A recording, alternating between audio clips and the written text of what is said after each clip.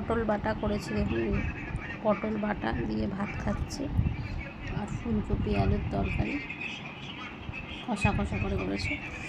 আর পটলের তরকারি দিয়ে পটল আলুর ভর্তা, এত টেস্ট হয় খাবারটা, দেখুন কি সুন্দর।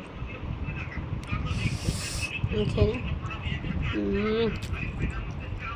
হ্যাপি। পটল বাটাটা দারুণ খেতে, দারুণ, খুব টেস্টি আর খুব দারুণ।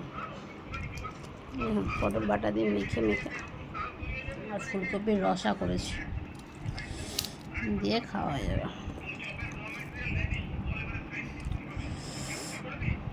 এরকম করে বানিয়ে খেয়ে দেখবেন, লাইক কমেন্ট শেয়ার করবেন। নিন করুন, খাই দিন।